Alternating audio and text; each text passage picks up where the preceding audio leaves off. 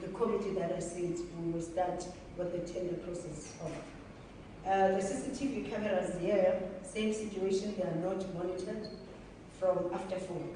So we will get that armed response as well to monitor, outsource that service. We will make sure that they are being monitored on a 24-hour basis. The challenge and the theft that is happening here, it happens after 4 when we knock off. There's marshals that stays legalized by the department.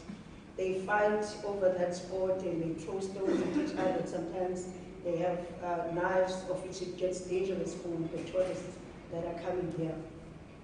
So we try to address that issue, working hand in hand with the police. As you can see, I'm trying to build that relationship when they attend some of our meetings so that we can have that engagement in the meantime while we're waiting to have the security. And this is something that you can just add if I missed anything. Thank you so much. Thank you, Dr. Any other addition? Yes. Hi, I'm Brent Driver, commercial fisherman, vice chair to the Harbour Users Committee. Do I need to come first?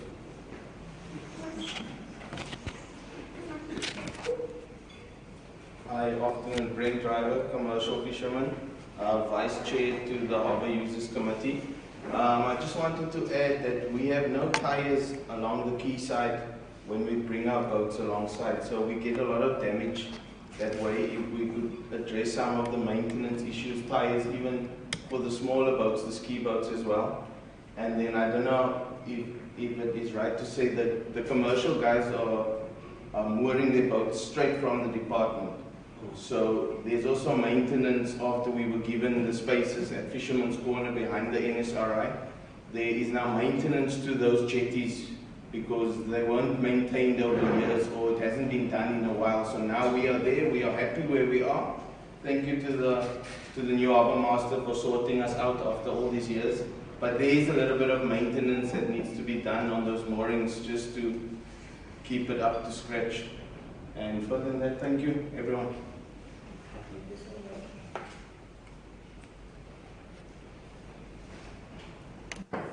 Okay. In the absence of any other additions, I now invite honourable members of the Portfolio Committee to ask questions, comments on this. Honourable Hickley. Thank you so much, Chair. Thank you for the presentation, Mr. Kubeka. My first question has to be to Nomonde.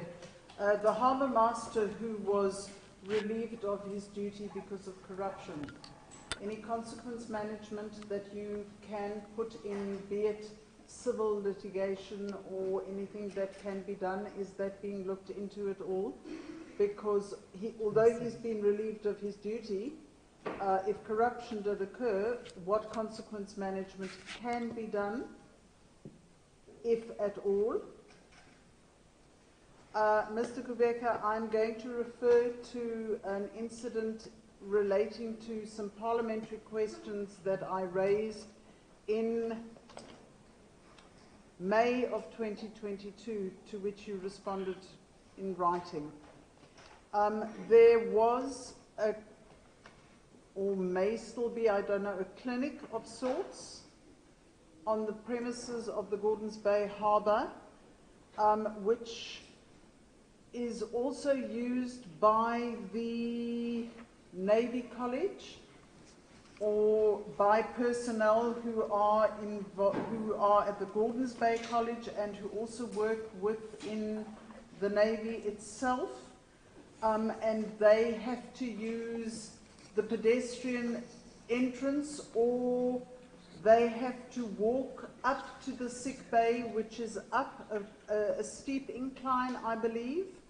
The one gentleman who wrote to me is 75 years old, and he says to me he either has to pay because he has to go through an area that demands that he pays 5 rand to go into, or he's 72 years old, excuse me.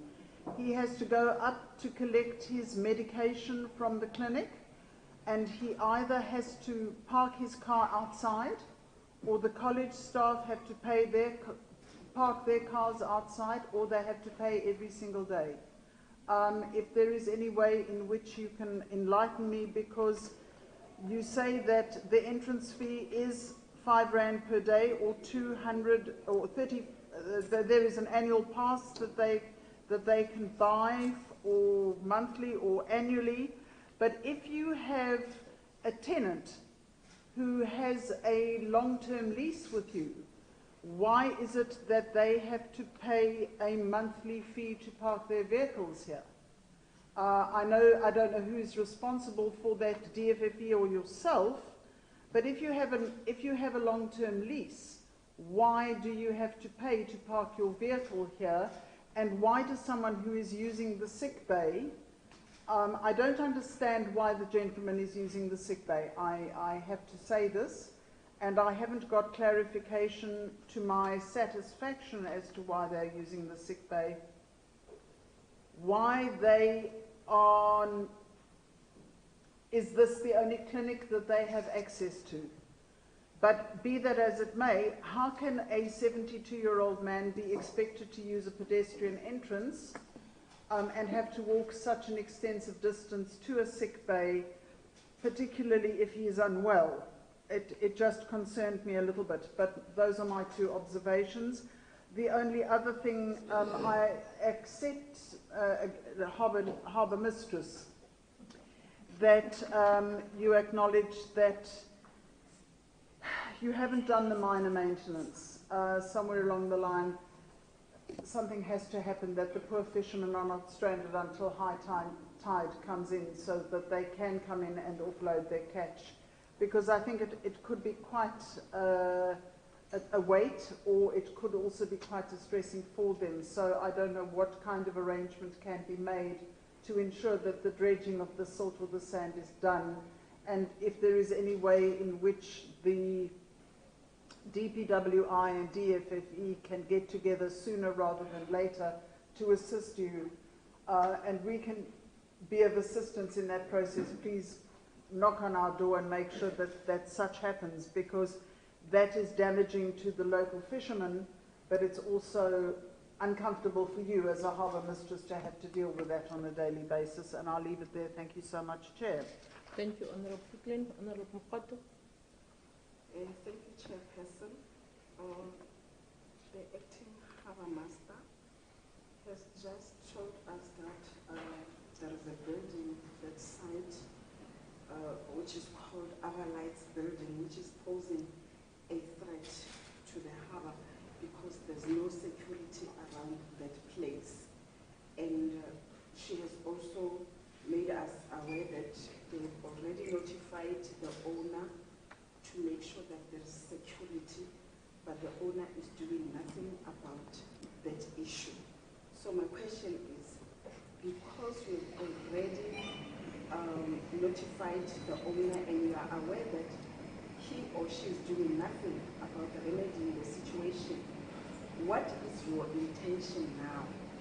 What do you intend doing to enforce that owner made sure that his security in or around that building, because he or she is posing a threat to the running of this harbour? And if maybe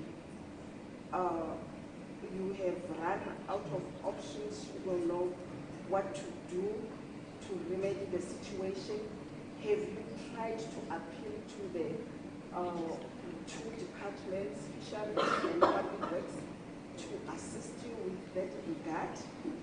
And again, you spoke of maintenance problems, which you have taken responsibility that since 2013 to date, you have not maintained or do any maintenance. Have you made the public works aware of the problem? And department, why did you have to wait so long until you decided to come here and do oversight?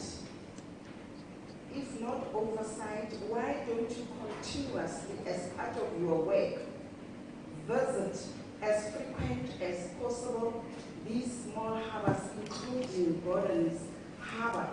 Come here and check if things are going well, if there is any maintenance, if there is taking place, if there are any issues where you can assist.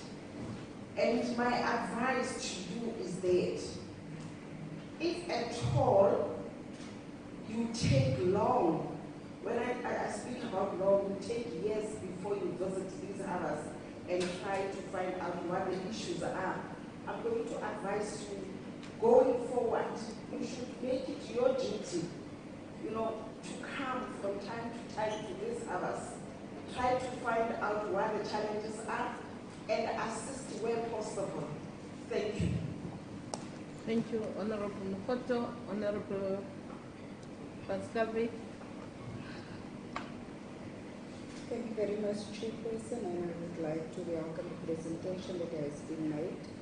Although it seems on the surface that there's not really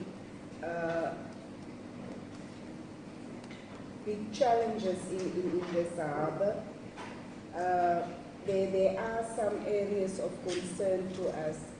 And firstly, I think we need to welcome the initiatives that has been instituted by Ms. Nomonde as the acting harbour master when she started here a few months back. It surely reaping rewards, as we've heard by Mr.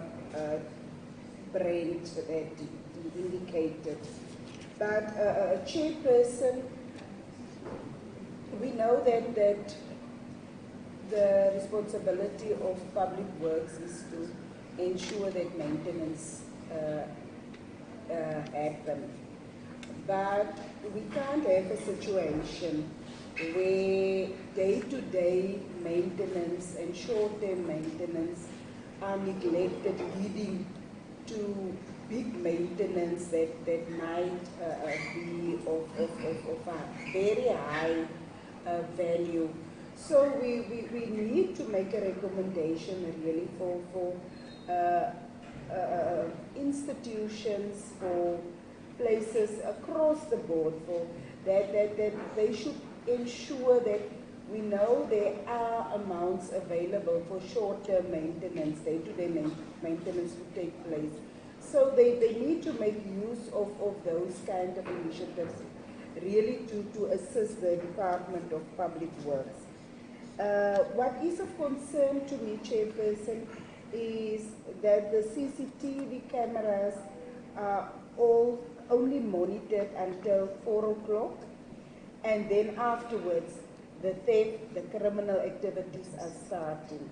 So my question would be, what are the plans that are in place or initiatives that you've tried to institute in the short term, leading to the longer term, to remedy this situation? Because if left undone, we'll have a situation where we might end up like in the previous areas that we've visited. You've mentioned that SA Navy is next door. So what is the relationship that you are having in them also assisting with some of the challenges that you are enduring, knowing very well that they are the defense force and they can make a meaningful contribution? I want to comment the fact that there are this committees that's in practice that you've indicated that you are dealing with and you are regularly having interactions with. so that at least that's a positive in terms of this area. But in short, Chairperson, I really need to, yes. The other one is, what is not the impact, the initiatives that you have in terms of employing full-time the local people and the spin-offs to the local people in terms of job opportunities, in terms of training opportunities, in terms of small businesses assistance, so that they are directly people that's benefiting through this initiative. And when you've indicated that this area is getting a lot of revenue and is stable in terms of revenue generation, what is the social responsibility towards the local people, especially our young people, women, and in general the designated groups? I would like to make a proposal also in terms of the area that the private building that's a threat, that you take harsher engagements and consequence management, because we know that it can have a ripple effect on the operations here. Thank you very much, Chairperson. Thank you so much, Honorable Van Stalbeek.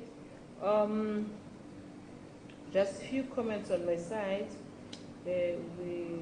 Firstly, I want to welcome and appreciate the presentations that have been done by the member of the committee, Mr. Kubeka, DDG Public Works, and Ms. Nomonde from Department of Forests, Fisheries and Environmental Affairs. One thing, Mr. Kubeka, an issue that we have raised several times as the portfolio committee members, the issue of maintenance by public works. And in many a times, you only respond when there is a challenge. There is no routine maintenance plan on your site.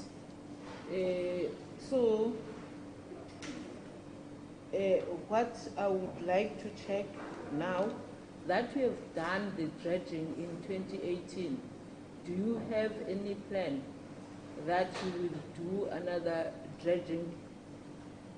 What time, what year? Other than the small maintenance that is supposed to be done by DFFE. Two, in the few days that we have visited the harbours, we were talking earlier on that we understand now, even the, if I may put it, the jetty. One thing that I know is that where there is a quay, there ought to be tires. So that the member of the committee has raised that on the quay side, there are no tires. All the harbours that we have been in, you have shown us a quay and then there are tires on the wall. So it's really this area, and in a harbour that is clearly thriving, you did not have such a provision. So what are you going to do with that one? Or is it in your plans? Or is it the first time that you are hearing about it? I think the issue of the private residence or whatever property that is near the harbour, I think also the municipality ought to be engaged. I'm saying the municipality ought to be engaged because I know that municipalities have bylaws. So if that private property is posing danger to this property, I think that ought to be reported to the local municipality. For me, it's only those few. Oh, lastly, the issue of month-to-month leases. The Auditor General has in your books many month-to-month leases. So you have said it all. In fact, what is puzzling, in all these harbours, there are month-to-month leases. And I understand some of those that are dealing with leases are here today. So what exactly are your plans with all these month-to-month leases? Because it's one of the items in which Auditor General will always raise an opinion on the month-to-month leases. Thank you. Chair, may I have one last bite? Okay. Mr. Kubeka, if my memory serves me correctly, somewhere along the line there is a figure in my mind that if maintenance is under 100,000 Rand, it becomes the client responsibility, and over 100,000 Rand, it's DPWI. I am assuming that the dredging or the silting of a harbour, even the size of this Gordons Bay harbour, would fall into a DPWI function. Is it 100,000 Rand or is it below 100,000 Rand? So where would it fall in that categorization of client responsibility as opposed to the 100,000 Rand cap?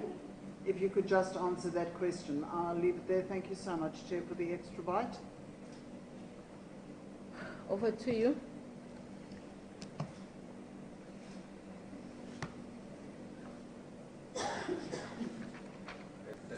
Thanks, honourable members. We will look into the issue of the mooring facility, and we will engage with the harbour master and then see how we can plan around fixing the mooring facility.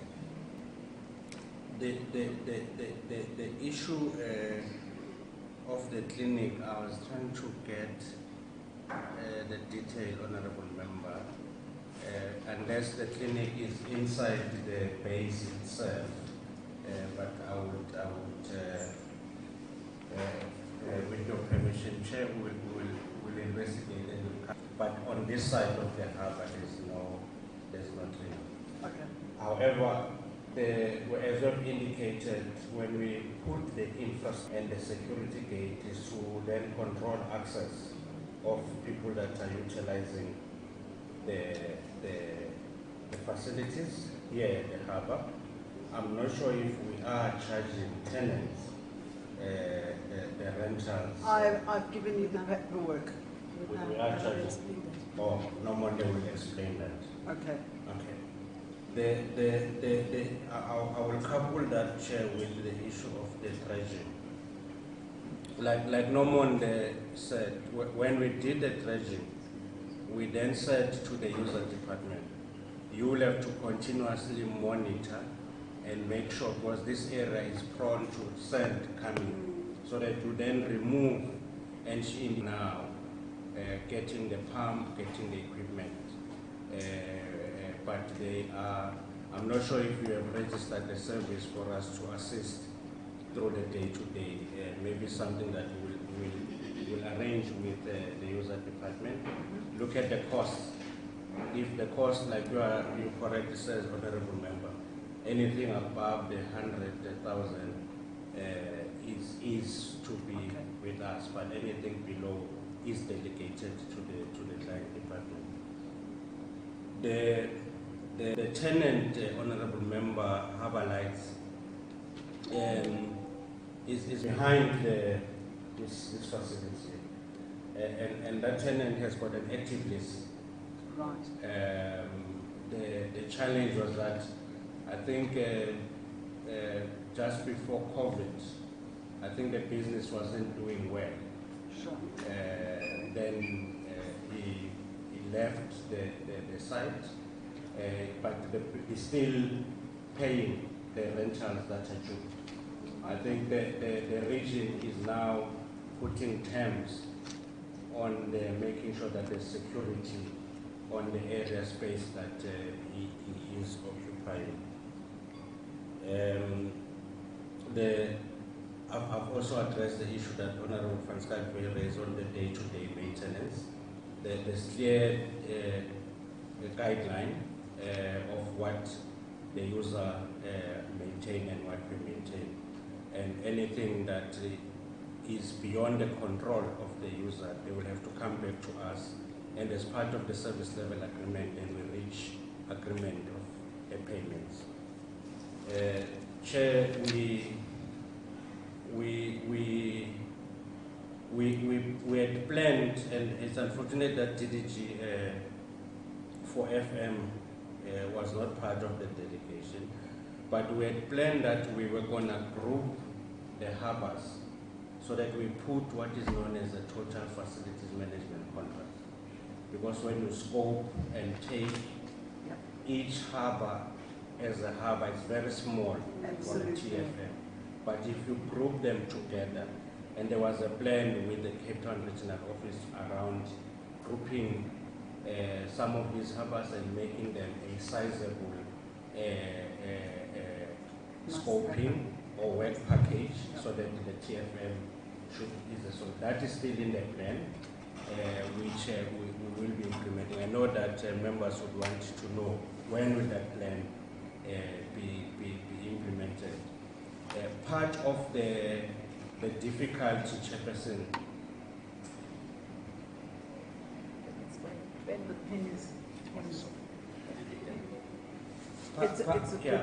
part of the difficulty, Chairperson, the total facilities management must have contribution from both ourselves and the user.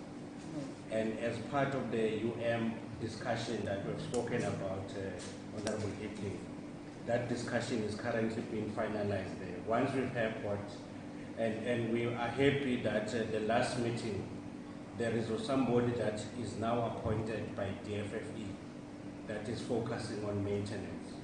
And that discussion will then be finalized. As soon as we finalize that discussion, we'll then come up with a plan to roll out the TFM. Did you talk on the man-to-man? Chair and honorable members, I just wanted to put context on the man-to-man basis. That we are dealing with leases that have been running for quite some time, for 25 odd years, some were even longer, I think, when we look at the historical data. And these leases were signed back then at very low rentals. Literally, they're paying nothing vis-a-vis what we are paying the municipality. Since the National Treasury gave the directive, I think it was 2005, but we're still stuck with these leases because we're running for long term. And now we have to have conversations with the tenants to now start paying market-related rentals. And that is where we're getting some resistance. Some are coming on board and some are a bit slagging behind because obviously they've been getting away with paying absolutely nothing for these properties. So that is what we're dealing with. So, and then also that what complicated matters, Honorable Hickling, you remember we used to talk about Circular 135, that we were trying to then standardize how we then deal with the list of our state-owned properties across the regions and make it uniform because regional offices were doing different things at different times.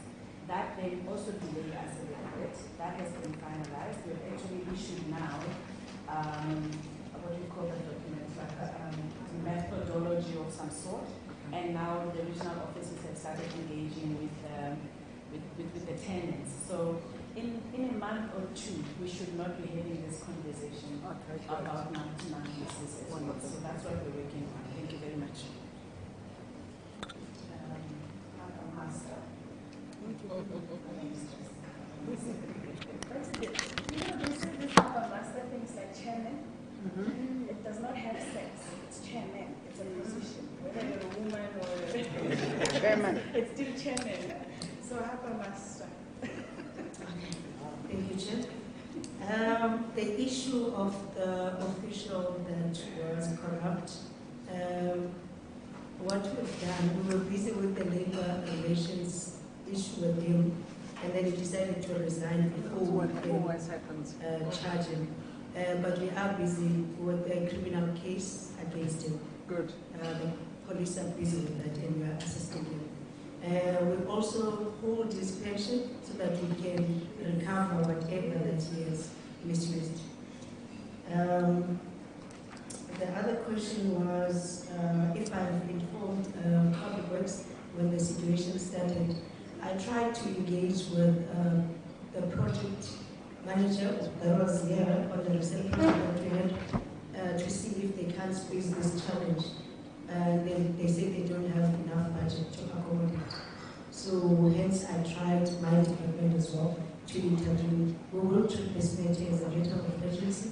As in next week, our financial year was closed, but I just confirmed with supply chain now, we will start with the process. I've shared the forms with the users to Yana, so that the fishermen and whoever that can provide that service can be registered, so that we can utilize them to do it. The other issue was the relationship with Navy. We don't have any. We're working in silos. We tried to call them many times to our harbour users meetings. They did pitch on 2 or 3 meetings that we had. After that, there was no excuse for nothing. I remember there was a stage where fishermen needed a space. I engaged with the person that is in charge there because they do have enough space to accommodate fishermen. They're not utilizing that side of just because of the privacy that they want. So hence I'm saying there is no relationship. We are charging the tenants. The reason for that, Public Works is charging them for the leases, the space that they are occupying. Remember, we need to provide toilet papers, we need to provide HTH, we need to provide so that the slipway runs smoothly. So every tenant, we issue them with a card, and they must pay just 225 for a year. 225, and we allocate space. And remember, Gordon's Bay is too small. Navy, they do have a space enough for them. Imagine if all those Navy people can come here with their cars. It will mean that the users won't have space to do their business, because they already have parking on that side, which is blocked for Navy alone. So that's the challenge that we are having on this side. Parking is an issue. The other question was, we do give opportunity to local people. I remember it was December when we had event here, I allowed it, and then we called all the local people to put up stalls so that they can sell and make this hyper vibrant and all that. We do allow that, and I said to them, they are welcome to come and install anything that they want to sell here, but we're still waiting for